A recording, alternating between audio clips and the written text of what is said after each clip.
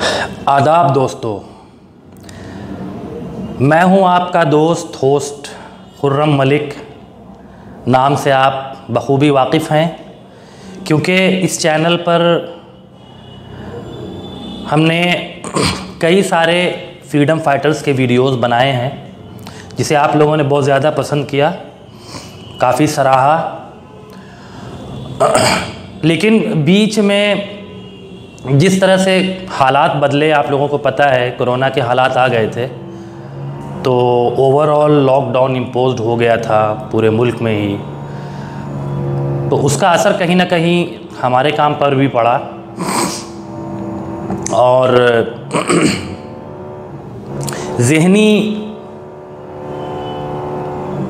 तौर से ख़ुद को थोड़ा मोटिवेट करने में वक्त लग गया। लेकिन फिर हमने सोचा कि अब एक लंबा अरसा गुज़र गया है तो अब फिर से हम अपने सफ़र को शुरू करते हैं।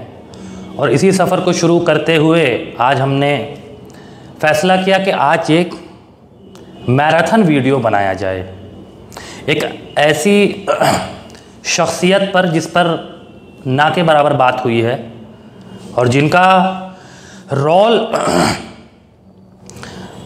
इस मुल्क की आज़ादी के लिए नहायत ही अहम रहा है। सबसे पहले तो मैं अपने बारे में आपको बता दूं कि आपको पता ही मेरा नाम खुर्रम मलिक है और इस चैनल पर हम गाहे बगाहे आपके सामने हाज़िरी देते रहते हैं। पटना में ही रहना होता है, पेशे से जर्नलिस्ट हैं और इस सफ़र में हमारे एक बहुत ही अज़ीज़ दोस्त इंतखाब आलम, जिनका नाम लिए बग़ैर इस सफ़र की कहानी अधूरी रहेगी, तो आज अचानक से उन्होंने कहा कि आज एक वीडियो बनाना है क्योंकि कल 26 जनवरी है, तो एक मुल्क के लिए भी एक मुबारक मौका है। तो इस मुबारक मौके पर क्यों ना हम व्यूवर्स को कुछ अच्छा पेश करें। काफ़ी अरसा भी गुज़र गया है, तो हमने फ़ैसला किया और आज इस फ़ैसले के तहत आज आपके सामने हाजिर है। अब बेसिकली आज जो जिस पर ये वीडियो हम लोग बना रहे हैं, उस अज़ीम शख्सियत का नाम बत्तख मियाँ अंसारी है, जिनके लिए एक लाइन ही काफ़ी है कि उन्होंने गांधी जी की जान बचाई थी। गांधी जी को मारने वाले के बारे में तो पूरा मुल्क क्या पूरी दुनिया जानती है उनको, उससे उस नाम से पूरी दुनिया वाकिफ़ है। लेकिन क्या गांधी जी को जिस शख्स ने बचाया था, मौत के मुंह में जाने से उनको बचाया था, क्या उस अजीम शख्सियत का नाम हमारे मुल्क के लोगों को पता है? तो इसका जवाब ना में आता है, ना के बराबर है। हालांकि इस पर इधर कुछ अरसे में काफ़ी लिखा जा रहा है। मैंने एक काफ़ी 2-3 साल पहले इस पर एक पोस्ट भी लिखी थी और इस पर किताबें भी शाये हुई हैं। एक बड़ा नाम है अफरोज़ आलम साहिल, उन्होंने भी इस पर काफ़ी कुछ लिखा है। लेकिन आज हम जिस किताब के हवाले से बत्तख मियाँ अंसारी साहब पर बात करने वाले हैं, वो दरअसल सैयद नसीर अहमद साहब हैं, जिन्होंने उन पर एक किताब लिखी है। करीब 28 पेज की ये किताब है।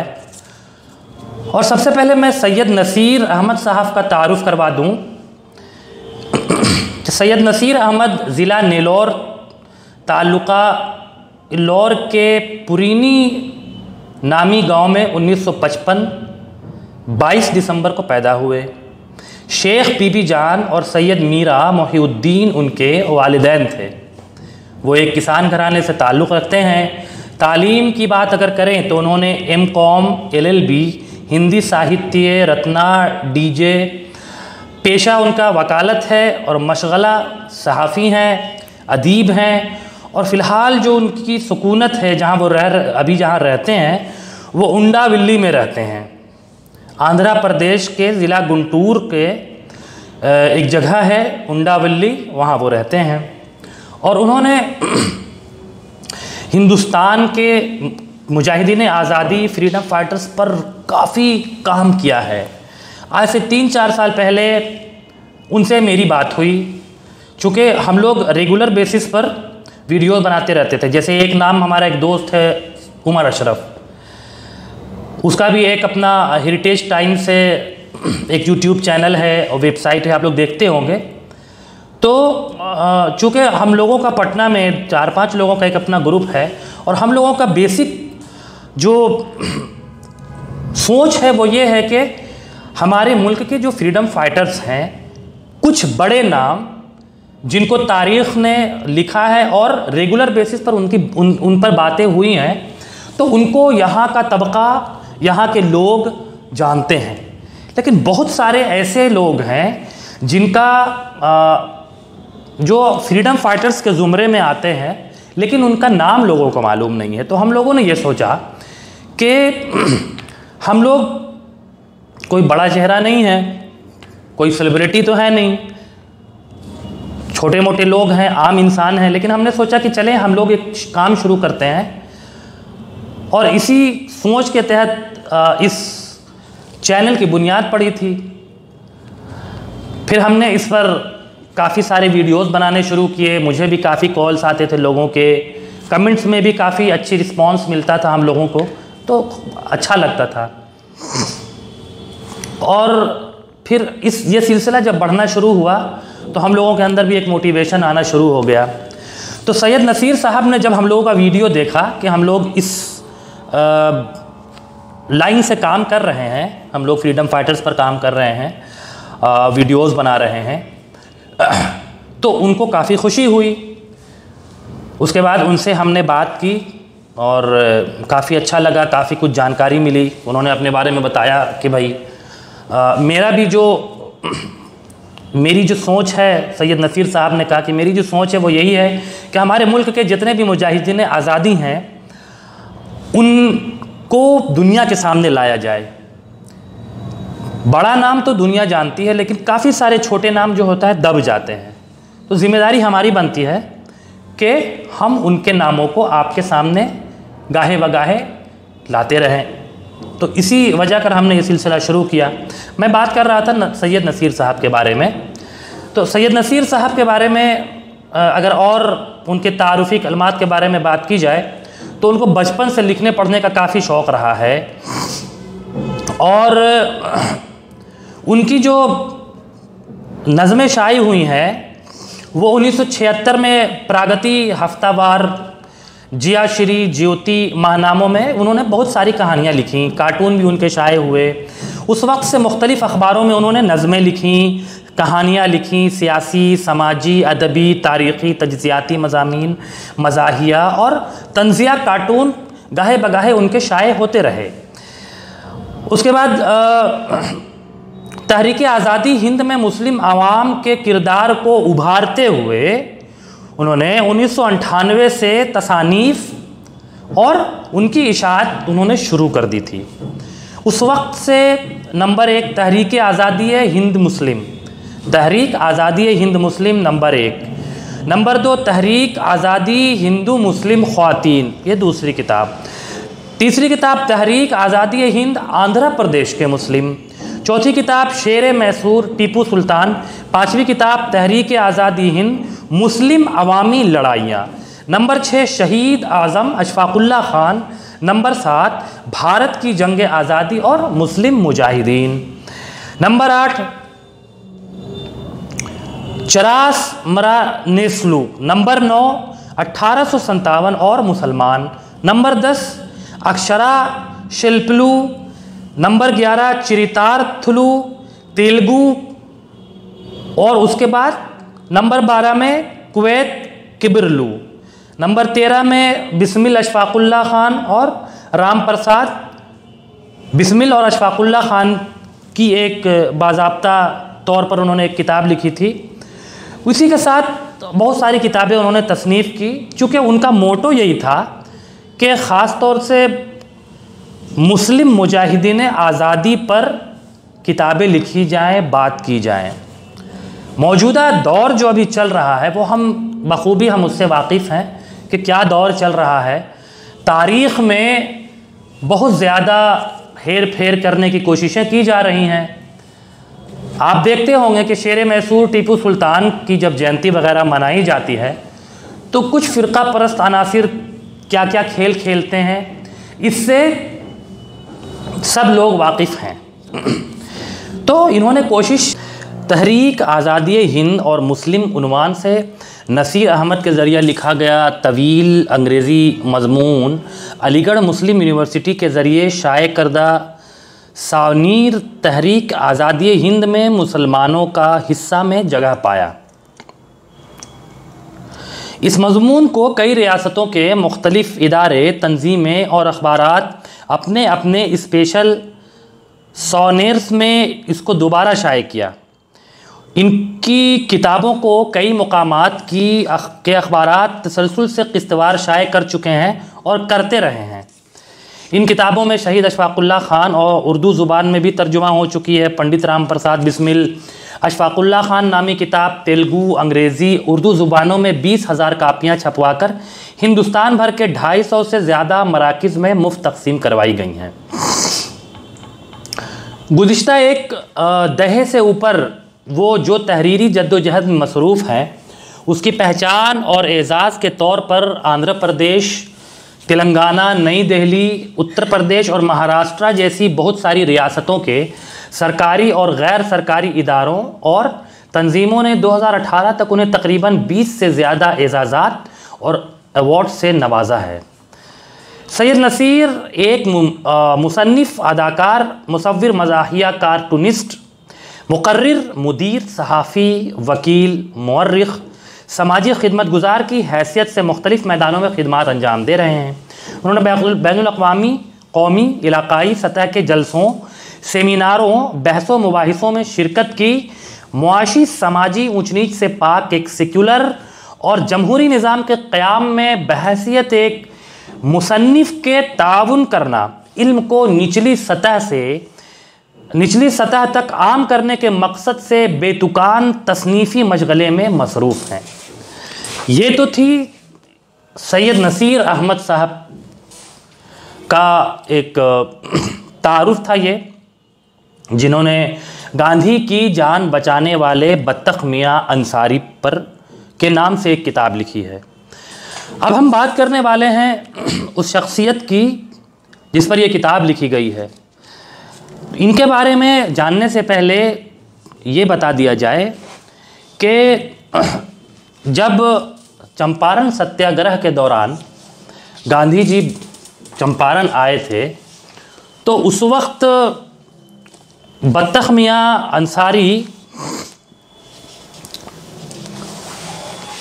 वहाँ पे खिदमत गुजार टाइप के थे, खिदमतगार थे, देखभाल करते थे। गांधी जी को के खाने पीने का नज़म देखना उनके ही ज़िम्मे था एक तरह से। तो वहाँ पर क्या हुआ कि गांधी जी को मारने का एक मंसूबा बना।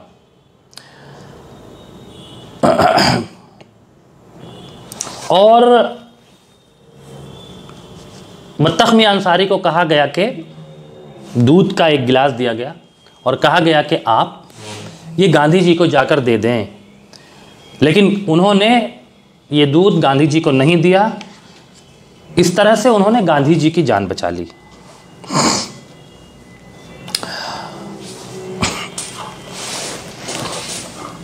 ये 1917 की बात है। 15 अप्रैल को लगभग दिन के 3 बजे महात्मा गांधी रियासत बिहार के मुजफ्फरपुर से रेल के ज़रिए चंपारण ज़िला का मुस्तकिर मोतीबार के रेलवे स्टेशन पहुँचे। मुख्तलिफ़ गांव और देहातों के नील के बागात के किसान और दूसरे काश्तकार बड़ी तादाद में जमा होकर उनका इस्तकबाल किया। नील की काश्त होने वाले बागात, उस काश्त से तैयार होने वाली नील के कारखानों के लिए चंपारण का इलाका एक दहे से मशहूर है। नील तैयार करने वाले कारखानों और नील के बागात के मालिकान ज़्यादातर अंग्रेज़ थे। हिंदुस्तान के किसान ज़्यादातर छोटे और मुतवस्सित दर्जे के काश्तकार थे। अंग्रेज़ हुकूमत का ज़माना था, इसलिए अंग्रेज़ों की मनमानी जाहिर सी बात है होती थी। किसानों में ज़्यादातर कौल पर ज़मीन लेने वाले काश्तकार ही थे। ज़ुबान पर एक तरह से ज़मीनात और कारखाना जात ज़्यादातर अंग्रेज़ मालिकान के कब्ज़ा में होने की वजह से वो चंपारण के किसानों के मफादात के मगाइर काम करते थे। खुसूसन 3 कतिया जैसे मुआहदे को इन किसानों पर थोप कर तावान, ज़राअत अबवाब जैसे मुख्तलिफ उन्वानात से ज़बरदस्ती किसानों से वो लोग टैक्स वसूलते थे। किसानों से ज़बरदस्ती बेगारी करवाते हुए उनकी मेहनत का इस्तेहसाल करते थे और ये चीज़ उनके मामूल में शामिल हो गई थी। वो किसानों के साथ गलत रवैया रखते थे, किसानों को मेहनताना सही नहीं देते थे और उनके साथ गलत तरीक़े से पेश आते थे। अंग्रेज़ मालिकान के नाजायज़ और जबर पर मबनी तरीक़ों पर एहतजाज करें या इनकार करें या हिम्मत करके उनका मुकाबला करें, तो इन मालिकान और उनके गुमाश्तों के जुल्म व तशद्दुद का किसान ख़ानदानों को निशाना बनना नागुज़ीर था। अगर इस तरह वो करते तो जाहिर सी बात है जितने वहाँ पे किसान थे वो अंग्रेज़ के जुल्म और तशद्दुद का निशाना बनते। हुकूमत और इक़्तिदार अंग्रेज़ों के हाथ में होने की वजह से अंग्रेज़ मालिकान की बात ही सुनी जाती थी। जाहिर सी बात है उस वक्त हुकूमत जो थी वो अंग्रेज़ों की थी, जिस वजह से किसान मजबूर महज बन कर रह गए थे। बेचारे मजबूर हो गए वो किसान।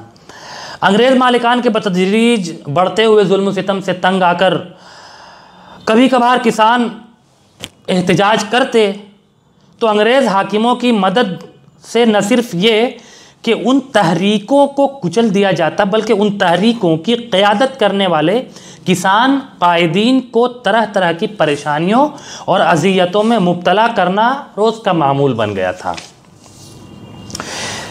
ऐसे ही हालात चलते रहे और इसी हालात से किसानों को बचाने के लिए चंपारण के इलाके के राजकुमार शुक्ला 1875 से 1929 यानी इनकी यौम पैदाइश और यौम वफ़ात का ये की तारीख़ है। और उसके बाद एक और नाम है पीर मोहम्मद मुनीस अंसारी 1882 से 1949। यहाँ पर एक चीज़ हम बताते चले कि जिस तरह बत्तख मियां अंसारी के बारे में बहुत कम बातें होती हैं, इसी तरह पीर मोहम्मद मुनीस अंसारी के बारे में भी बहुत कम बातें होती हैं। आप अगर मौजूदा वक्त के यूनिवर्सिटीज़ के तलबा से, स्टूडेंट से अगर आप पूछेंगे कि पीर मोहम्मद मुनीस कौन थे तो वो नहीं बता पाएंगे। वजह यह है कि तारीख़ से उनकी दूरी है, सिलेबस की किताबें पढ़ना है, उसके बाद जॉब करना है, उसके बाद ज़िंदगी गुजर जाएगी। तो हकीकत है कि ऐसे बहुत सारे मुजाहिदीन आज़ादी गुज़रे हैं हमारे मुल्क में जिसके बारे में आज भी लोगों को पता नहीं है, इसलिए कि उन पर लिखा कम गया है, बातें कम हुई है। खैर, तो ये राजकुमार शुक्ल और एक पीर मोहम्मद मुनीस अंसारी जब किसानों को बहुत ज़्यादा जुल्म बर्बरियत का निशाना बनाया जाने लगा तो चंपारण के इलाके से 2 जाबाज उठे और उनकी अपीलों और इल्तिजाओं के जवाब में गांधी जी मोतिहारी पहुंच गए। इन दोनों ने गांधी जी को कहा कि देखिए ऐसे ऐसे हालात हैं यहाँ पे, ख़राब हैं, आप आइए यहाँ। तो गांधी जी मोतिहारी आ गए। गांधी जी के मोतिहारी पहुँचने के दूसरे दिन से किसान और काश्तकार बड़ी तादाद में गांधी जी से मिलकर नील के बागात और कारखानों के मालिकान के जुल्म सितम की दास्तानें वो लोग गांधी जी को सुनाने लगे कि हमारे साथ ऐसे ऐसे होता है, हमारे साथ जुल्म होता है, हम जो काम करते हैं उस काम का हमें सही मुआवजा नहीं मिलता है। गांधी जी ने सारी बातें सुनी। जाहिर सी बात है उस वक्त में गांधी जी हिंदुस्तान ही नहीं बल्कि बर्रे आज़म क्या पूरे दुनिया में एक बड़ा नाम था गांधी जी। अंग्रेज़ मालिकान के तवक्कुआत के बरखिलाफ मजलूम काश्तकार बग़ैर किसी खौफ व झिझक के अंग्रेज़ मालिकान के जुल्म सितम की कहानियाँ मिनोअन गांधी जी को सुनाने लग गए। जैसा जैसा हुआ था वैसा वैसा गांधी जी को वो बातें बताने लग गए। ऐसे हालात से वाकिफ़ होकर अंग्रेज़ मालिकान गांधी जी के प्रोग्राम को सबूताज करना चाहा, ख़त्म करना चाहा, तार तार करना चाहा। अंग्रेज़ ओहदेदारों और अंग्रेज़ अदालतों को इस सिलसिले में इस्तेमाल करना चाहा, लेकिन गांधी जी की ये तहरीक पुरअमन तरीक़े से जारी रहने की वजह से महकमा पुलिस या अदालतें कोई मदाखलत न कर सकीं, क्योंकि ये जो एहतजाज था वो बिल्कुल पुरअमन तरीक़े से था। अंग्रेज़ ओहदेदारों के दबाव और सज़ाओं से बेखौफ होकर अंग्रेज़ मालिकान के जुल्म सितम और उनके माशी इस्तेहसाल के हरबों को किसानों ने बड़ी बेबाकी और सबूत व शवाहिद के साथ गांधी जी को बताने लगे तो अंग्रेज़ मालिकान में खौफ की लहर दौड़ गई, क्योंकि सारी चीज़ें बाज़ाब्ता तौर से सबूत के साथ बताई जाने लग गई थी। तो अब जो अंग्रेज़ जो जुल्म करते थे, जो तशद्दुद करते थे, जो किसानों का हक मारते थे, अब क्या है कि उनमें एक खौफ व हरास का माहौल पैदा हो गया। हालत उनकी ख़राब हो गई। इस खौफ के चलते गांधी जी को चंपारण से बेदखल करने की अंग्रेज़ मालिकान ने एक अलग प्रोग्राम बनाया, एक जाल बिछाना चाहा, एक मनसूबाबंदी की। अंग्रेज़ मालिकान बागात में अपनी कीना परवरी, छल कपट और बदमाशी में मशहूर इरविन एक मशहूर नाम है, गांधी जी का काम तमाम करने का एक मंसूबा बनाया। इस मंसूबे का खदोखाल ये था, मतलब प्लान ये था कि दावत के नाम पर गांधी जी को अपने घर पर बुलाया जाए और खाने में जहर मिलाकर गांधी जी को ख़त्म कर दिया जाए। आपकी आँख आप ही की उंगली से फोड़ देना चाहिए, एक मुहावरा है।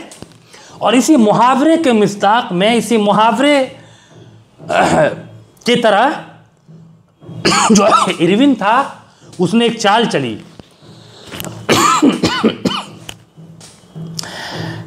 उसने मंसूबा बनाया और इस काम के लिए अपने बावर्ची बत्तख मियां अंसारी जो थे वो अंग्रेज़ के बावर्ची थे।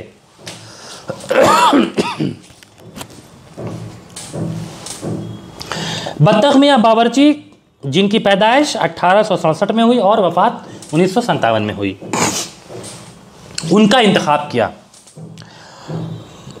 उन्हें बुलाकर यह हुक्म दिया कि अपने घर दावत पर आ रहे गांधी जी को दूध में जहर मिलाकर उन्हें पेश करना चाहिए। इस हुक्म को सुनते ही बत्तख मियां अंसारी के चेहरे पर पसो पेश के आसार देखकर उसने अंसारी को बड़ी बड़ी लालचें दी। जाहिर है अंग्रेज़ों ने तो फूट करो और राज करो वाली नीति अपनाई थी, और जाहिर सी बात है वो पैसे से मजबूत थे, तो पैसे का लालच दिया कि देखो हम तुमको इतना पैसा देंगे, इतनी ज़मीनें देंगे अगर तुम गांधी जी को मारने में हमारा साथ देते हो। उसने वादा किया कि उन्हें बड़ी तनख्वाह देगा और उसके अलावा ज़मीन की शक्ल में बड़ा इनाम देगा। देखा, लालच दिया गया। इसके साथ साथ इरविन ने यह धमकी भी दी कि अगर इस हुक्म की तामील में कोताही हुई या इस हुक्म को नज़रअंदाज किया गया तो इंतहाई भयानक नताइज भुगतने पड़ेंगे। अपनी इंतहाई ज़लालत और जुल्म के लिए मशहूर उस अंग्रेज़ हाकिम के जुल्म सितम से अच्छी तरह वाकिफ़ बत्तख मियां अंसारी सहम गए और कोई जवाब दिए बगैर खामोशी अख्तियार की। उन्होंने कुछ नहीं कहा, लेकिन वो सहम गए थे, चूँकि उसने उनको लालच भी दिया और साथ साथ उनको डराया भी। तो इस मंसूबे के मुताबिक इरविन ने गांधी जी को उनके रफ़क़ा के साथ अपने घर दावत दिया। उस अंग्रेज़ के घिनौने मंसूबे से नावाकिफ़ गांधी जी ने अपने रफ़ीक वकील बाबू राजेंद्र प्रसाद के साथ इरविन के घर आए। इस दावत में ऐन वक्त पर बत्तख मियां अंसारी गांधी जी के सामने हाजिर होकर अपने मालिक इरविन की साजिश को बेनकाब करते हुए बता दिया कि इस दूध में जहर मिला हुआ है। बत्तख मियां अंसारी की इस हिम्मत और दिलेरी की वजह से इरविन की ख़तरनाक साजिश नाकाम हो गई और गांधी जी की जान बच गई। सोचिए कि उस वक्त अंग्रेज़ों के ख़िलाफ़ जाना कितनी बड़ी दीदा दिलेरी का काम था, कितने बड़े जिगर का काम था। लेकिन उस मर्द मुजाहिद बत्तख मियां अंसारी ने बगैर कुछ सोचे समझे सच का साथ दिया। उन्होंने गलत का साथ नहीं दिया, वो सही रास्ते पर चले और उन्होंने उसकी साजिश को बेनकाब कर दिया और बड़ी दीदा दिलेरी और जमा मर्दी का वहाँ पे सबूत दिया। इस मंसूबे के मुताबिक इरविन ने गांधी जी को गांधी जी को ख़त्म करने की साजिश का नाकाम होना, और वो भी अपने महकूम मुलाजिम, यानी कि बत्तख मियां अंसारी जो थे वो अंग्रेज़ के ग़ुलाम ही थे, एक तरह से उनके मातहती में काम करते थे, उनके नौकर थे। तो महकूम मुलाजिम बावर्ची बत्तख मियां अंसारी के उसके अपने हुक्म की खुला खिलाफ वर्जी करने से इरविन आग बगोला हो गया। जाहिर सी बात है, अंग्रेज़ ये कोई भी जो बॉस होता है उसके अंडर में काम करने वाले अगर उसकी हुक्म की तामील न करें तो जाहिर सी बात है उसका गुस्सा होना लाजिम है। और ये तो फिर भी अंग्रेज़ था, और अंग्रेज़ों में भी ये सबसे बड़ा चालबाज इरविन जो गांधी जी को मारने के मंसूबे बना रहा था। अब ये आग बगूला हो गया कि मेरी मातहती में काम करने वाला एक गरीब अदना सा इंसान, उसने मेरे हुक्म की तामील न करते हुए मेरी खिलाफ वर्जी की। उसकी इतनी हिम्मत, उसका ये गुस्सा बत्तख मियां पर टूट पड़ा। जाहिर सी बात है, उन्हें जुल्म और सितम का निशाना बनाया गया, उन्हें मुलाजिमत से बर्खास्त कर दिया गया, उनका घर बार जब्त कर लिया गया, उनका घर नीलाम कर दिया गया। अंग्रेज़ पुलिस ने उन्हें गिरफ्तार कर लिया, उन पर बेइंतहा तशद्दुद किया गया, यहाँ तक कि इरविन उन्हें अपने बाल बच्चों समेत उनके अपने गांव सिसवा असगरी से बेदखल कर दिया। गांधी जी को अंग्रेज़ों के ख़तरनाक जानलेवा साजिश से बचाने पर खुश और मुतमईन बत्तख मियां अंसारी ख़ुद पर अंग्रेज़ों के ज़रिए ढाए गए मज़ालिम को बर्दाश्त करते हुए नागुज़ीर और बेसरो सामानी की हालत में अपने बाल बच्चों समेत अपने गांव से निकल पड़े। कर क्या सकते थे?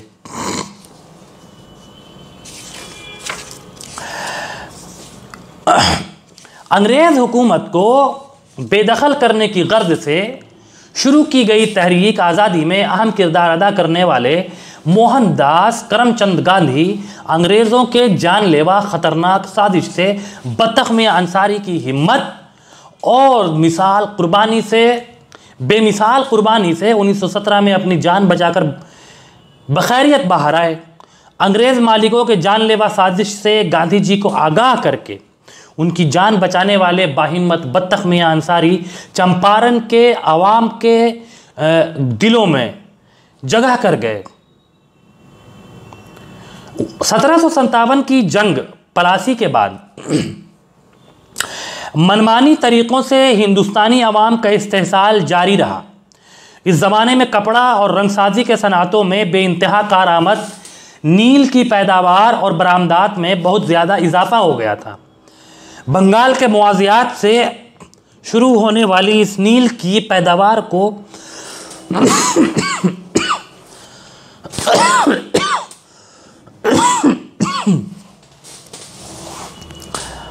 और बरामदात में बहुत ज़्यादा इजाफा हो गया था। बंगाल के मुआज़ियात से शुरू होने वाली इस नील की पैदावार को सूबे बिहार तक वुसअत दी गई। सूबा बिहार के चंपारण इलाके को अंग्रेज़ हुक्काम और अंग्रेज़ मालिकान बागात ने नील की पैदावार और बरामदात का मरकज़ बनाकर अंग्रेज़ ओहदेदारों की एआनत से अक्सर ज़मीनात पर कब्ज़ा जमा लिया। गैर महदूद मुनाफ़ों के लालच में अंग्रेज़ मालिकान ने उनकी ख्वाहिश के मुताबिक रकबों में नील की काश्त करने और उनके मुकर्रर की हुई कीमत पर ही पैदावार फ़रोख्त करने के लिए किसानों को पाबंद किया। किसानों की ज़मीनात को 20 हिस्सों में तकसीम करके उसके 3 हिस्सों में लाजिमन नील की काश्त करने 3 कठिया मुआहदा को जबरन किसानों पर मुसल्लत कर दिया गया। इस मुआहदे की अमल आवरी या खिलाफ वर्जी को बाकायदा बनाने के सिलसिले में 40 किस्म के टैक्स और जुर्माने आयद करके वसूल करना शुरू कर दिया गया।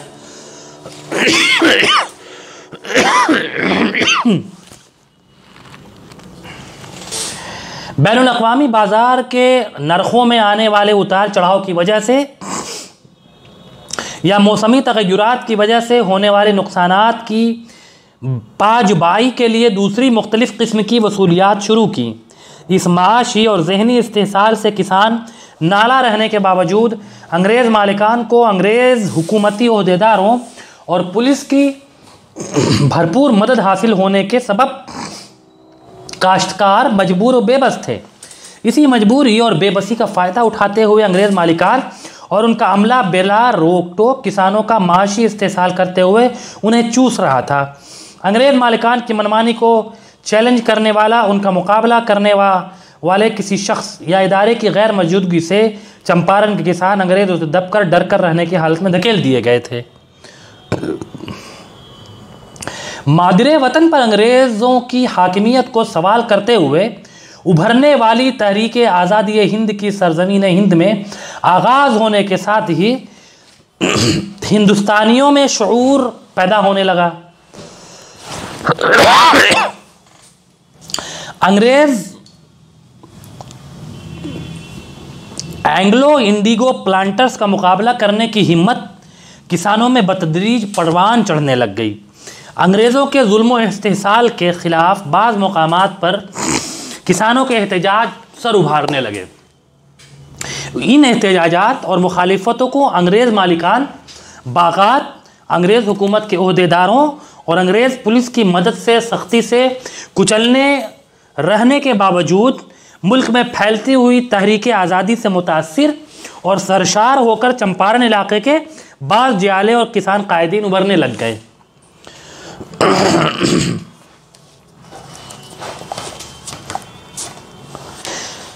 इसी में एक और नाम आता है शेख गुलाब का। शेख गुलाब 1857 में पैदा हुए और इनका इंतकाल 1920 में हुआ। ये सूबा बिहार के साठी, आज भी अगर आप साठी एक अभी भी एक मशहूर स्टेशन है और इत्तेफाक से उस इलाका में एक मरतबा शायद मेरा जाना हुआ है, लेकिन तब मुझे भी शेख गुलाब के बारे में अंदाज़ा नहीं था, पता नहीं था कि इतनी बड़ी शख्सियत इस इलाके से निकली है। तो वो साठी में पैदा हुए। पुलिस स्टेशन के हुदूद में पड़ने वाला गांव साठी एक पुलिस स्टेशन है, उसी की हद में, उसी के सराउंडिंग में एक गांव है चांद तिरवा। वो वहाँ के रहने वाले थे। उनके वालिद शेख रक्तू एक साहिब हैसियत ज़मींदार थे। शेख गुलाब बचपन में ज़्यादा तालीम हासिल न कर सके, लेकिन उसके बावजूद वो एक ज़हीन, साहिब समझ और बाहौसला शख्स थे। जुल्म और नाइंसाफ़ी को बर्दाश्त न करने की फितरत पाई थी उन्होंने। आज़ाद और खुददार घराने की आबो हवा और माहौल में परवरिश पाने और ऐसे माहौल मिलने की वजह से शेख गुलाब बैरूनी हुक्मरानों और उनके कारिंदों के जुल्म जबर और उनकी बर्तरी को बर्दाश्त न कर सके और अंग्रेज़ों के ख़िलाफ़ मैदान कारज़ार में उतर पड़े। चंपारण के इलाके में वाक़े नील के बागात और कारखानों के अंग्रेज़ मालिकान के ज़रिए किसानों पर ढाई जाने वाली जुल्म और सख्ती को बर्दाश्त न करते हुए शेख गुलाब किसानों की तायद में मैदान में आने का उन्होंने फ़ैसला कर लिया। सबसे पहले अपने गांव के शेख मुनव्वर से मिलकर अंग्रेज़ मालिकान के ख़िलाफ़ किसानों को मुत्तहिद करना शुरू कर दिया, एकजुट करना शुरू कर दिया। इब्तदाई मरहले में आसपास के गांव से ताल्लुक़ रखने वाले जगनलाल, हाफिज़ दीन मोहम्मद अंसारी, बाबू शीतल राय, हरबंस सहाय, हाफिज़ मोहम्मद सानी जैसे मुजाहिदीन आगे आए। इसके बाद इनकलाबी ख़यालात के हामिल कलम के धनी पीर मोहम्मद मुनीस अंसारी शेख गुलाब के दोस्तों में शामिल हुए। इन किसान कायदीन के गिरोह को इल्मी इस्तेदाद रखने वाले पीर मोहम्मद मुनीस के ताउन की वजह से शेख गुलाब की क़यादत वाली किसान तहरीक नई बुलंदियां छूने लग गई। इसी सिलसिला में शेख गुलाब, बाबू शीतल राय, हाफिज़ दीन मोहम्मद, राधे मिल, पीर मोहम्मद मुनीस के मकानात, किसानों के मसाइल पर बहस व मुबाहिस, आइंदा के मराहिल की निशानदही और आगे बढ़ने से मुताल्लिक़ प्रोग्रामों को तरतीब देने के मरकज़ बन गए। सबसे पहले अंग्रेज़ मालिकान बागात के जुल्म जबर के ख़िलाफ़ आवाज़ उठाने वाले शेख गुलाब चंपारण के इलाके के किसानों से खुद मिलकर अंग्रेज़ों के नाजायज़ हथकंडों से वाकिफ़ करवाते हुए 3 कठिया तरीक़ा को खैराबाद कहने, नाजायज़ महसूलों और जुर्मानों की अदाई का इनकार करने, किसानों को तरगीब देते हुए उन्हें मुत्तहिद करने लगे, जोड़ने लग गए। उस वक्त मुख्तलिफ गाँव के ज़हीन और होशमंद किसान जैसे बाबूलाल मिश्रा, गणपति राय, गणेश राय, कन्हार राय वगैरह शेख गुलाब के हमनवा बनकर उनके साथ खड़े हो गए। उस वक्त तक अंग्रेज़ों के मजालिम को चुपचाप बर्दाश्त करते आ रहे किसानों को शेख गुलाब में मौजूद ईमानदारी, बेबाकी और निडरपन अपनी तरफ खींचने लग गई। कौम मज़हब की तफरीक के बगैर चंपारण के किसान शेख गुलाब की बातों को नाकाबिले इनकार अहकामात समझते हुए उनके साथ हो गए। 1907 में शेख गुलाब के कहने पर साठी के किसान चंपारण के इलाके में पहली बार 3 कठिया तरीक़ेकार का इनकार करते हुए नील की काश्त से अलग हो गए। उन्होंने खुद को अलग करने का फैसला कर लिया। 3 कठिया तरीक़ा का इनकार और नील की काश्त न करने पर इन किसानों पर जुर्माना लगा दिया गया। इस जुर्माने की वसूली के लिए आने वाले अंग्रेज़ों के गुमाश्तों और गुंडों का किसानों डटकर और मुत्तहिद तौर पर मुकाबला किया। कई दहों से दब कर चुपचाप अंग्रेज़ों की इताअत करने वाले किसानों का इस तरह उठ खड़ा होना और मुकाबले पर आना अंग्रेज़ों को हज़म नहीं हुआ। उन्होंने तैश में आकर इंतकामन किसानों की ज़मीनात को सैराब करने वाले पानी को नाजायज़ तरीक़े से रोक दिया। इस नामुनासिब और गैर कानूनी अमल पर तमाम किसान मुत्तहिद होकर शेख गुलाब की क़यादत में अपनी नाराज़गी ज़ाहिर करते हुए एहतजाजी मुज़ाहरे करने लग गए। अंग्रेज़ हाकिमों के ख़िलाफ़ किसानों को मुत्तहिद करने वाले शेख गुलाब अब अंग्रेज़ हाकिमों की नज़रों में वो खटकने लग गए थे। लेकिन अव्वलन सख्ती के बजाय नरमी और लालच का तरीक़ा इख्तियार किया गया। बेसिकली अंग्रेज़ शुरू से ऐसे ही करते हुए आए हैं। वो पैसे का सहारा लेते हैं, औरतों का सहारा लेते थे। कहीं ना कहीं अपनी बात को मनवाने के लिए वो पहले लालच देते थे कि भाई हमारी बात को मान जाओ। बात नहीं मानते थे तो उसके बाद वो नए नए तरीक़े गढ़ते थे। तो उन्होंने वही तरीक़ा अपनाते हुए शेख गुलाब को भी लालच देने की कोशिश की। शेख गुलाब और उनके साथियों को महकमे पुलिस में स्पेशल पुलिस कांस्टेबल की मुलाजमत पर तकर्रुरी के ऑर्डर निकाले गए। अब इस तरह से लालच दिया गया उनको। लेकिन अंग्रेज़ों के लालच भरे इस पेशकश को शेख गुलाब और उनके रफ़क़ा ने कबूल नहीं किया और उनके तकर्रुरी के अहकामात को खातिर में नहीं लाया। अंग्रेज़ के इस अहकामात को खातिर में न लाने और अमल न करने को जुर्म करार देते हुए किसानों और उनके कायदीन को फिर गिरफ्तार कर लिया गया और मुख्तलिफ इल्ज़ामात आयद करते हुए अदालतों के ज़रिए उन्हें सज़ाएँ भी दिलवाई गईं। लेकिन मार्च 1908 में अदालत आलिया ने इन तमाम मुकदमात और सज़ाओं को रद्द कर दिया। इसी सिलसिला की एक कड़ी के तौर पर शेख गुलाब ने पहली मरतबा किसानों के एक बहुत बड़े जुलूस के साथ किसानों की तकालीफ और अंग्रेज़ मालिकान के मजालिम को बयान करते हुए मोतीहार के मजिस्ट्रेट को एक मुख्तसर पेश किया। इस इक़दाम से मुश्तइल अंग्रेज़ मालिकान बागात आला ओहदेदारों की मदद और शाह पर किसानों पर टूट पड़े। उन हालात में इंसाफ दिलाने के लिए शेख गुलाब ने चंपारण के कलेक्टर को एक मौज़र पेश किया। कलेक्टर ने फौरी तहक़ीक़ात का हुक्मनामा दे दिया। इस हुक्म के पेश नज़र तहक़ीक़ात के लिए जो अंग्रेज़ तहक़ीक़ाती अहदेदार मुक़र्रर हुआ था उसने सही तहक़ीक़ात नहीं की। जाहिर सी बात है, अंग्रेज़ जो जुल्म करने वाले थे वो भी अंग्रेज़, और जिनको तहक़ीक़ात करने का हुक्म दिया गया था वो भी अंग्रेज़। उसने सही तहक़ीक़ात नहीं की। इस वजह से शेख गुलाब ने आला अहदेदारों को फिर दरख्वास्त दी। इस जुर्रत को बर्दाश्त न करते हुए अंग्रेज़ अहदेदार शेख गुलाब की सरगर्मियों और किसानों की तहरीक को बज़ोर क़ुव्वत कुचलने की ठान ली।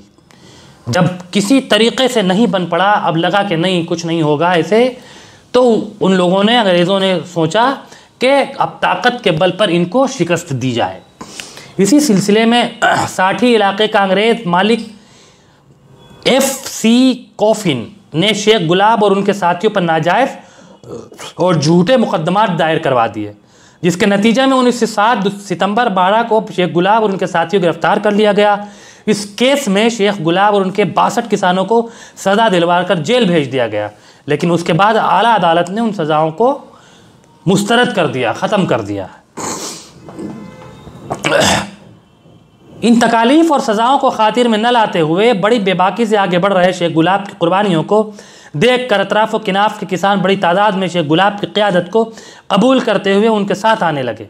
यही नहीं बल्कि इन किसानों में इतनी जुर्रत भी पैदा हुई कि वो अंग्रेज़ मालिकान के इक़्तिदार और अहकामात की खिलाफ वर्जी करने लगे। लालच और माशी फ़वाइद को खातिर में न लाने वाले शेख गुलाब को माशी तौर पर कारी ज़रब लगाने के लिए अंग्रेज़ मालिक बागात FC कॉफ़ी मुख्तलिफ़ किस्म की साजिशें करने लग गया, जिस वजह से शेख गुलाब का ख़ानदान माशी नुकसानात की वजह से जिस्मानी हमलों का भी शिकार हुआ। ज़मीन और दूसरे असासात से भी उनको हाथ धोना पड़ गया। इन हालात के पेश नज़र शेख गुलाब और उनके साथियों ने बेतिया के रहने वाले राधे मिल के घर जमा होकर सलाह मशवरा करने के बाद किसानों की तहरीक को और तेज़ करने का फ़ैसला कर लिया। 1908 के दशहरा के मौके पर भारी तादाद में जमा होने वाले किसानों के मजमा को मुखातिब करते हुए शेख गुलाब, शीतल राय, राजकुमार शुक्ला ने नील की काश्त का बाइकआउट करने, उनसे दस्तबरदार होने का मशवरा दिया। इस मशवरा को हुक्म जानते हुए तमाम किसानों ने नील की काश्त को रोक दी। इस अमल से नाराज़ होकर जुल्म और तशद्दुद का इर्तिकाब करने वाले परसू कारखाने का अंग्रेज़ मैनेजर और उसके नौकर पर किसानों ने हमला कर दिया। इस अमल से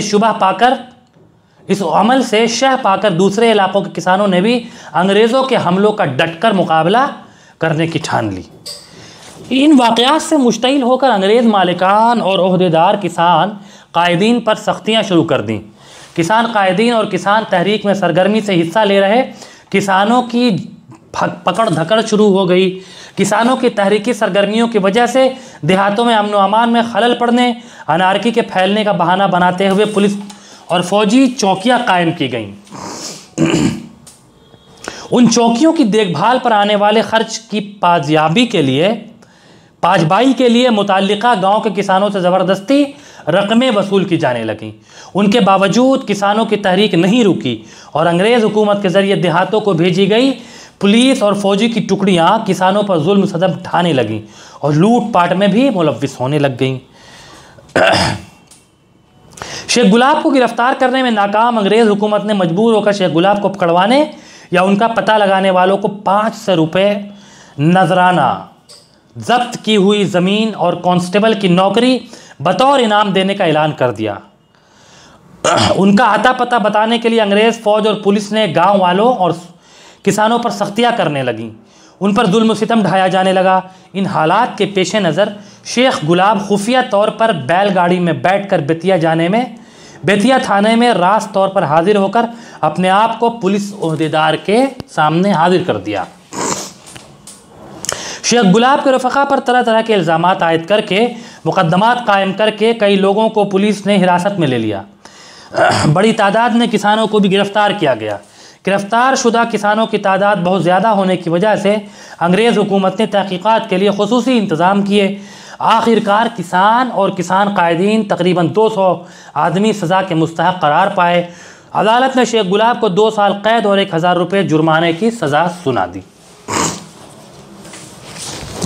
इन हालात के पेश नज़र चंपारण के बेतिया, साठी वगैरह इलाक़ों के किसानों के मसाइल पर तहक़ीक़ात करने के लिए अंग्रेज़ हुकूमत ने WR गौरले कमेटी बैठाई।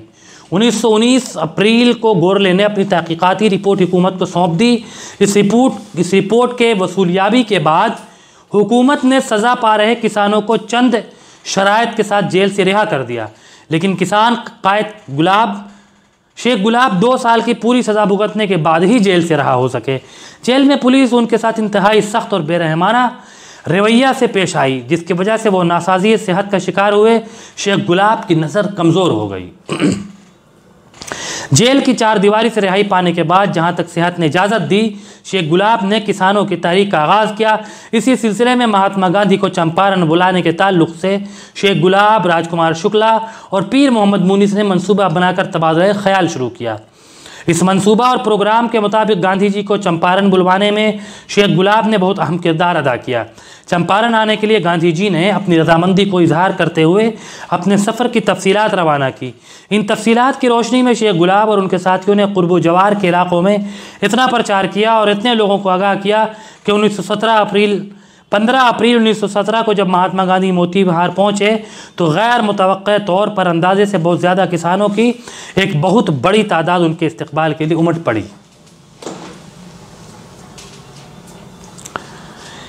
नील के मालिकान बागात के जुल्म सितम के ख़िलाफ़ किसानों को मुत्तहिद करके उनके अंग्रेज़ मालिकान के ख़िलाफ़ तहरीकें चलाकर शेख गुलाब और उनके साथियों ने किसानों में जो बेखौफी और जुर्रत पैदा की थी, उसके सबब महात्मा गांधी की तहकीकात में किसान बहुत बड़ी तादाद में हाजिर होकर दरख्वास्तें पेश करने लगे।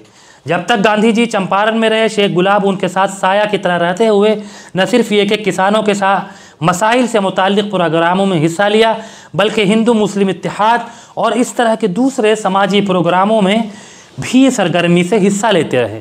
चंपारण के किसानों के मसाइल को हल करने, अंग्रेज़ों के जुल्म सितम को आश्कारा करते हुए गांधी जी की क़यादत में चलने वाली नील सत्याग्रह में हिस्सा लेकर नील के मालिकान बागात और नील के कारखाना जात के अंग्रेज़ मालिकान के जुल्म नाइंसाफ़ी को कानूनी तौर पर ख़त्म करवाने के बाद किसान तहरीक का यह बेमिसाल कायद 1920 में इस दार फ़ानी से कूच कर गया।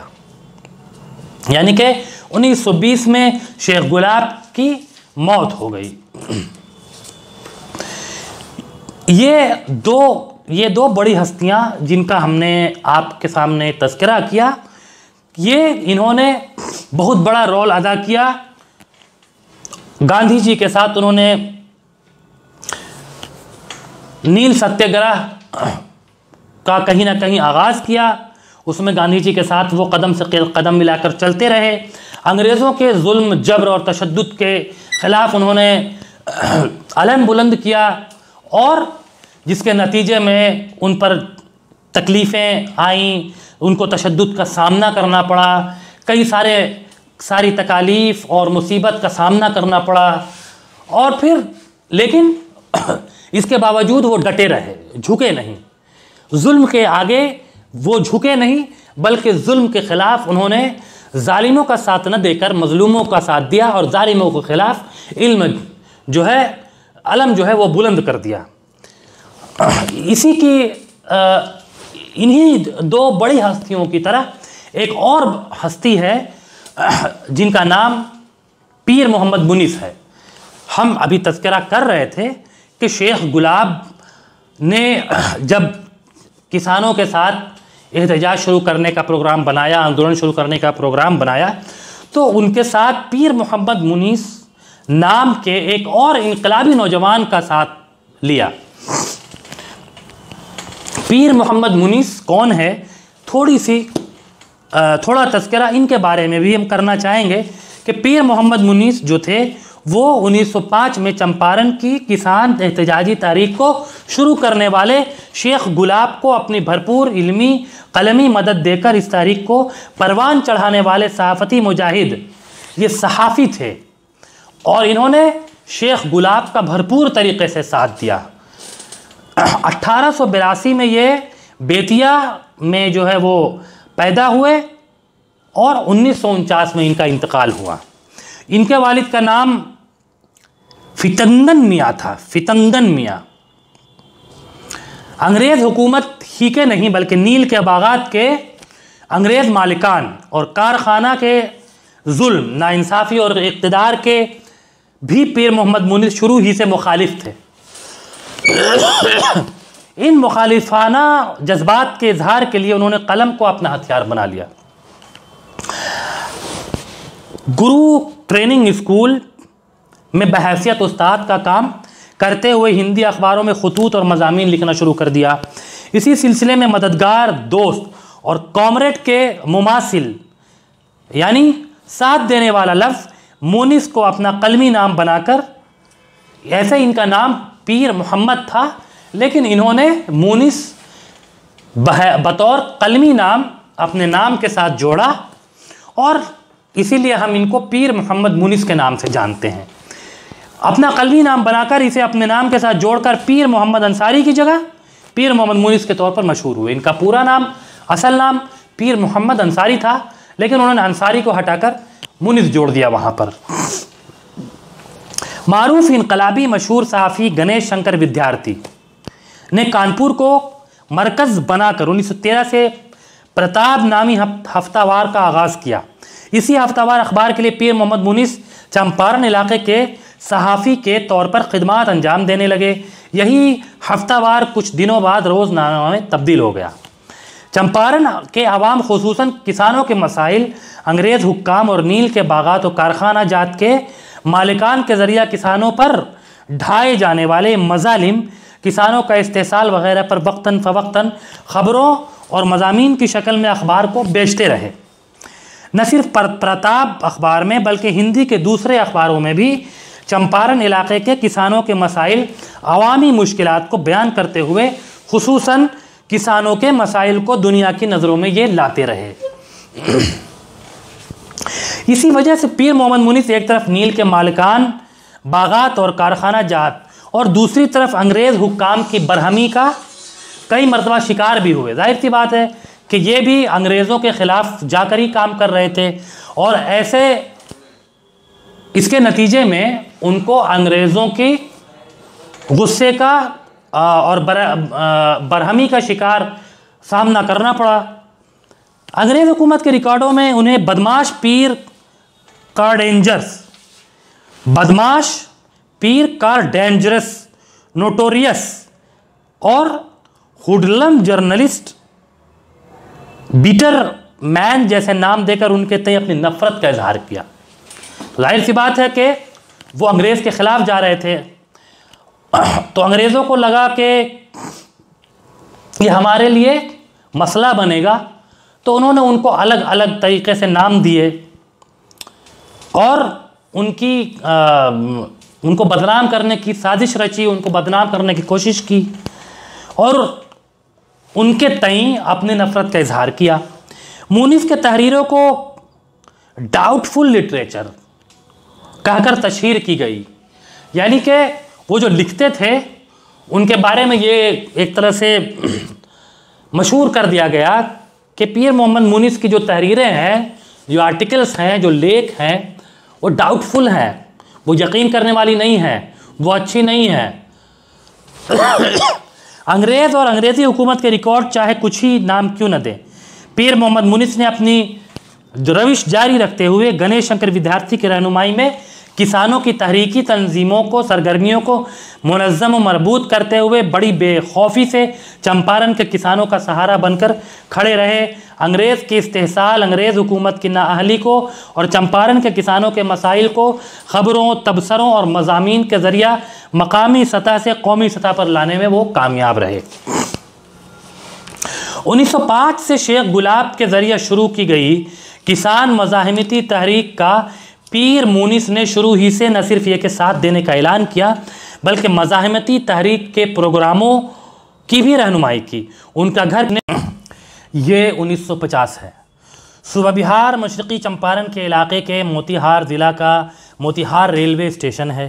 भारत के पहले सदर जमहूरिया बिहार के लाडले बेटे डॉक्टर राजेंद्र प्रसाद की आमद के सिलसिले में मुनक़िद किया गया। यहाँ तक प्रोग्राम चल रहा था। डॉक्टर राजेंद्र प्रसाद स्टेज से तकरीर कर रहे थे।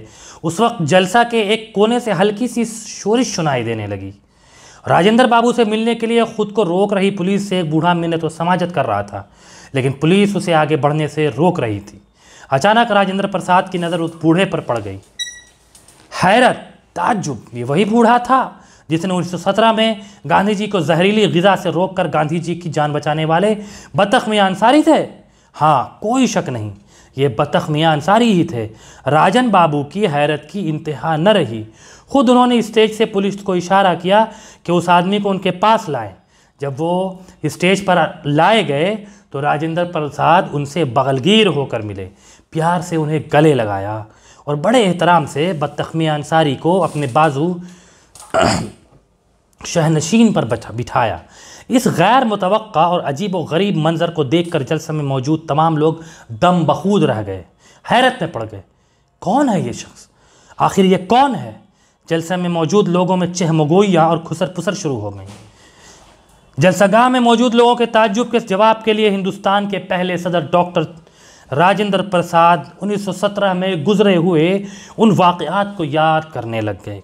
उस वाक़या में गांधी जी को जहर देकर ख़त्म करने की साजिश, उस साजिश को नाकाम बनाकर गांधी जी की जान बचाने वाले बतख मियां अंसारी की हिम्मत, वो दीदा दिलेरी उन्हें याद आ गई। क्या आप लोग जानना चाहते हैं ये शख्स कौन है? तो लो सुनो।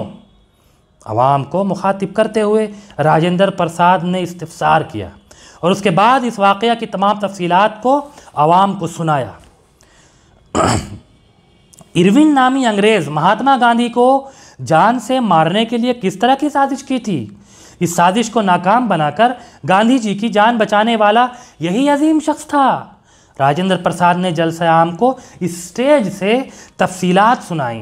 गांधी जी की जान लेने के लिए रची गई साजिश, इस साजिश को नाकाम बनाकर गांधी जी की जान बचाने वाले में बतख मियां अंसारी की हिम्मत और दिलेरी की दास्तान इस तरह पहली मर्तबा दुनिया के सामने आई।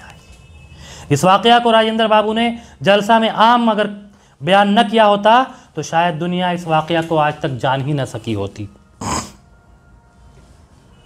1950 में डॉक्टर राजेंद्र प्रसाद और बतख मियां अंसारी के गैर मुतवक्का मुलाकात के ताल्लुक से मुख्तलिफ रवायतें मौजूद हैं। 1950 में जबकि गिरीश मिश्रा अपनी उम्र के 10वें साल में थे, अपने साथियों के साथ इस जलसे में शरीक थे। 2010 में मेन स्ट्रीम वीकली में लिखे गए अपने मजमून में इस दिन के वाक़ये को उन्होंने तफसील से बयान किया है। उन्होंने लिखा कि उस दिन सदर जमहूरिया डॉक्टर राजेंद्र प्रसाद ने इरविन की साजिश को नाकाम करते हुए महात्मा गांधी की जान बचाने वाले बतख मियां अंसारी की दिलेरी का किस्सा खुद बयान किया। बतख मियां अंसारी के दगरगों घरेलू हालात से वाकिफ़ होकर 50 एकड़ ज़मीन उनके ख़ानदान को अलाट करने की हिदायत ज़िला के ओहदेदार को बाबू राजेंद्र प्रसाद ने खुद दी थी। ये 2010 में मेन स्ट्रीम वीकली में लिखा गया है एक मजमून के ज़रिए। ये बात प्रोफेसर गिरीश मिश्रा, ये माशियात के उस्ताद हैं और किरोड़ी मल कॉलेज नई दिल्ली में ये थे जिनका ये मजमून था, और ये 2010 की बात है। इन मुख्तलिफ रवायतों से मुख्तलिफ चंपारण के किसानों की जद्दोजहद पर वसी तहक़ीक़ात करने वाले डॉक्टर मोहम्मद सज्जाद अलीगढ़ वाले, बहुत सारे लोग इनको जानते होंगे और अभी 2-3 किताबें उन्होंने लिखी हैं। जैसे मुख्तलिफ लोग बतख मियां अंसारी के दास्तान हिम्मत व दिलेरी को सदर जमहूरिया डॉक्टर राजेंद्र प्रसाद के जलसागाह से ऐलान करने को के वाक़या को माकूल सबूतों, शवाहिद और ज़बानी इत्तलाआत की बुनियाद पर तस्दीक कर रहे हैं। इन रिवायतों में मुख्तलिफ लोगों ने अलग अलग आरा का इजहार किया है। जैसे सदर जमहूरिया मोतिहारी क्यों आए, किस रेलवे स्टेशन के पास जलसागाह को मुखातब किया, क्या सदर जमहूरिया ने सबसे पहले खुद ही बतख मियां अंसारी को देखा या बतख मियां अंसारी सदर जमहूरिया को देखने के लिए खुद आगे बढ़े, फलाना फलाना फलाना भला भला बहुत सारी चीज़ें हैं। तो इस वीडियो को बनाने का मकसद ये है कि बतख मियां अंसारी पर बातें हों, और सबसे बड़ा मसला क्या है वो अभी भी है, वो क्या, वो हम आगे बता रहे हैं कि सदर जमहूरिया ने जब बतख मियां अंसारी को खुद बुलाया, अपने बगल में बिठाया, गले से लगाया और डॉक्टर राजेंद्र प्रसाद ने उनके ख़ानदान को 50 एकड़ ज़मीन अलॉट करने को कहा, तो क्या वो ज़मीनें अलॉट हुई कि नहीं हुई, अब वो बात है। और मेन क्लाइमेक्स है ये, तुम गौर से सुनिएगा कि सबसे बड़ी बात यह है कि हुकूमतें जो होती हैं वो कहीं ना कहीं अपनी तरफ से अपने अपने ज़माने में कुछ अच्छा काम करने वाले लोग जिन्होंने मुल्क के लिए कुछ अच्छा काम किया है उसके लिए ऐलान किया जाता है, लेकिन उस ऐलान पर और उस हुक्म पर अमल कितना होता है वो सबसे अहम बात होती है। 1900 हम क्या बता रहे थे कि सदर जमहूरिया खुद ही जलसा आम में ज़िली हुक्काम को, यानी जो ज़िला के जो हुक्काम थे उस वक्त के, है ना, बतख मियां अंसारी के ख़ानदान को ज़रई ज़मीन मतलब काश्तकार वाली, काश्त वाली ज़मीन, पैदा वाली ज़मीन अलाट करने के अहकामात सादिर करने पर, यानी कि हुक्म देने पर उस वक्त बेइंतहा गरीबी में ज़िंदगी बसर करने वाले अंसारी बहुत खुश हुए। जाहिर सी बात है, उनको लगा कि मैंने गांधी जी की जान बचाई थी तो मैंने मुल्क के लिए एक बड़ा काम किया है। हालांकि मेरा ऐसा मानना है कि उस वक्त बत्तख मियाँ अंसारी के दिल में ऐसा कोई लालच नहीं रहा होगा, या जितने भी मुजाहिदीन आज़ादी गुजरे हैं उन्होंने लालच की बुनियाद पर मुल्क के लिए अपनी खिदमात तो नहीं दी होंगी। लेकिन एक नॉर्मल सी बात है कि जब कोई भी आदमी कुछ अच्छा काम करता है तो बाद में उस काम से जिन लोगों को फ़ायदा होता है उसमें जब अच्छे मिजाज के लोग होते हैं, अच्छी सोच के लोग होते हैं, उनको लगता है कि इनको कुछ इनाम के तौर पर दिया जाए। तो राजेंद्र प्रसाद ने भी इनाम के तौर पर 50 एकड़ ज़मीन की बात की थी, तो अंसारी साहब बहुत खुश हुए। लेकिन उनको लगा कि अब मेरे हालात जो है ना अच्छे होंगे, लेकिन उनकी ये खुशी कुछ दिन तक ही रहने वाली थी, क्योंकि सिस्टम का मारा और उनका ख़ानदान बेचारा, तो सिस्टम के घेरे में वो भी आ गए। लेकिन ये खुशी और मुसर्रत बहुत दिन तक कायम नहीं रह सकी। भारत के पहले सदर जमहूरिया के अहकामात की अमल आवरी की उम्मीद करते हुए वो 7 साल, कितने साल, 7 साल तक मुसलसल सरकारी दफातर के चक्कर काटते रहने के बावजूद कोई नतीजा नहीं निकला और कोई ज़मीन अलॉट नहीं हुई। यहाँ तक के 1957 में वो इस दुनिया से ही चल बसे। 1950 में डॉक्टर राजेंद्र प्रसाद ने उनको बुलाया, गले से लगाया, ज़मीन अलॉट करने की बात की, तो भाई ज़मीन अलॉट कर देना चाहिए था। और ज़मीन अलॉट करने की बात कौन बोल रहा है? सदर जमहूरिया, प्रेसिडेंट, मुल्क का प्रेसिडेंट। तो कम से कम उतने उनकी बात की तो वैल्यू रखनी चाहिए थी। और ज़मीन, और उसके बाद 7 साल तक चक्कर लगाना पड़ा उनको। इसका मतलब है कि सिस्टम के शिकार हो गए वो। तो 1950 से लेकर 1957 के बीच में उस ज़िले में जितने भी सरकारी लोग आए उन्होंने उनकी मदद नहीं की, और इस तरह से उन्होंने एक सदर जमहूरिया के हुक्म की खिलाफ वर्जी भी की, जो कि अपने आप में बहुत बड़ी बात है। खैर 1957 दिसंबर 3 को सदर के additional private secretary Vidyanath Verma के पास से सदर जमहूरिया के अहकामात की तस्दीक करते हुए मुरासला भी पहुंचा, एक पैगाम।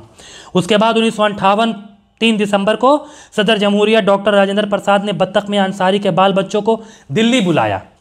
अंसारी की कुर्बानी को याद करते हुए उनके ख़ानदान के अफराद के साथ सदर जमहूरिया ने फ़ोटो भी खिंचवाया है। ये देखिए 1957 में वो इंतकाल कर गए अंसारी साहब, बत्तख मियाँ अंसारी। उसके बाद 1958 में सदर जमहूरिया डॉक्टर राजेंद्र प्रसाद ने उनके ख़ानदान को बुलाया, फ़ोटो खिंचवाया, और उसके बाद वो फ़ोटो उनके जो बेटे उठे थे बहुत दिनों तक सब सरकारी जो हुक्काम हैं उनको दिखाते रहे। सदर जमहूरिया के अहकामात के अमल आवरी के लिए बत्तख मियाँ अंसारी का ख़ानदान 1958 से लगातार चक्कर लगा रहा है कि वो ज़मीन मिले, लेकिन शायद अभी तक नहीं मिली है।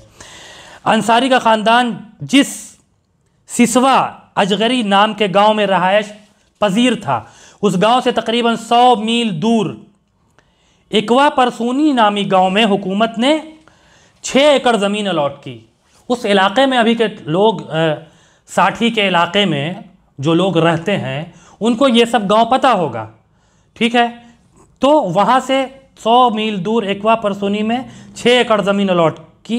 ज़िंदगी गुजारने के लिए कोई दूसरा ज़रिया माश न होने की वजह से अंसारी का ख़ानदान, इसी सोचिए, पहले कहा गया कि 60 एकड़ ज़मीन अलॉट करने की बात की, लेकिन वो नहीं दिया गया। तो उसके बाद 6 एकड़ ज़मीन जो है वो अलॉट 50 एकड़, माफ़ी चाहेंगे, 50 एकड़ ज़मीन अलॉट करने की बात की गई थी, वो तो नहीं मिली। लेकिन 6 एकड़ ज़मीन फिर 1958 में बात, उसके बाद फिर जो है ये 1958 में 1960 में 6 एकड़ ज़मीन की बात की गई। तो उन लोगों ने सोचा कि भाई जो मिल रहा है उसको ले लेते हैं, कम से कम रहने के लिए हो जाएगा। बतख मियां अंसारी को डॉक्टर राजेंद्र प्रसाद के जरिए अलॉट की गई ज़मीन का गजट नोटिफिकेशन 27/1/1962 ये तारीख है जो गजट नोटिफिकेशन था, जिस नोटिफिकेशन में डॉक्टर राजेंद्र प्रसाद ने, सदर जमहूरिया ने, प्रेसिडेंट ने जो है वो लिखा था कि इनको ज़मीनें अलॉट की जाए, वो उसमें शाये हुआ। इस नोटिफिकेशन की नकल भी बतख मियां अंसारी के बेटे के पास महफूज है।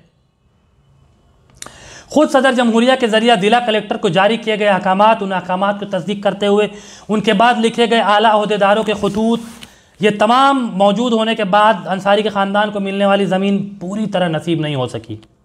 इसी तरह 4 दहों का ज़माना गुजर गया, 4 दिहाई गुजर गया।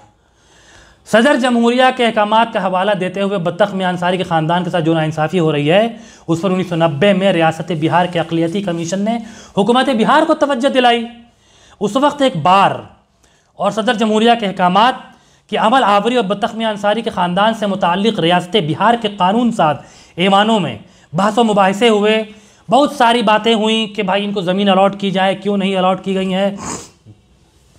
उसके बाद बतख मियां अंसारी की दास्तान हिम्मत व दिलेरी और उनके ख़ानदान के साथ होने वाली नाइंसाफ़ी को तफसील से उजागर करते हुए अशरफ कादरी 1990, सैयद इब्राहिम फ़िक्री 1999 ने अपनी किताबें जारी की। सैयद इब्राहिम फ़िक्री की लिखी हुई हिंदुस्तानी मुसलमानों का जंग आज़ादी में हिस्सा किताब हुकूमत हिंद के महकमा तरक्की इंसानी वसाइल के ज़रिए शोबा तालीम की माली मदद से शाये हुई। इस किताब में सदर जमहूरिया के खतूत, हुकूमत के नोटिफिकेशन से मुताल्लिक़ तफसीलात दर्ज हैं। यहाँ तक के 2004 में बिहार के कानून साज असेंबली में, यानी कि विधान परिषद में, जिसको हम विधान परिषद बोलते हैं, बिहार का लाडला बेटा भारत के सदर जमहूरिया डॉक्टर राजेंद्र प्रसाद के अहकामात की नाकदरी, इन अहकामात पर कई दिहाई गुजर जाने के बावजूद अदम अमल आवरी बतख मियां अंसारी के ख़ानदान के साथ हो रही नाइंसाफ़ी और पर गर्मा गर्म बहस हुई, फिर भी अमली तौर पर इंसाफ नहीं हो सका। अवामी हलकों में चंद दिन इस मौजू पर बहस व मुबाहिसे चलते रहने के बावजूद आहिस्ता आहिस्ता ये मौजू दम तोड़ गया और लोगों के जहन से ये बात निकल गया। एक दिहाई गुजरने के बाद family of Mahatma saviour in dire straits के उन्वान से 2010 22 जनवरी को महात्मा गांधी की जान बचाने वाले बतख मियां अंसारी के ख़ानदान की कसमपुरसी की हालत को बयान करते हुए रोज़नामा हिंदुस्तान टाइम्स, सोचिए एक बड़ा अखबार है, ने एक खबर शाये की थी। इस खबर पर उस ज़माने के सदर जमहूरिया श्रीमती प्रतिभा पाटिल के दफ्तर ने तवज्जो मबजूल की, तवज्जो दिलाई। सदर जमहूरिया के दफ्तर के एक आला ओहदेदार ऑफिसर ऑन स्पेशल ड्यूटी अर्चना दत्ता ने इस सिलसिले में मशरक़ी और मगरबी चंपारण ज़िलों के कलेक्टरों को खतूत लिखते हुए पहले सदर जमहूरिया के अहकामात को फौरी तौर पर अमल करने की हिदायत दी।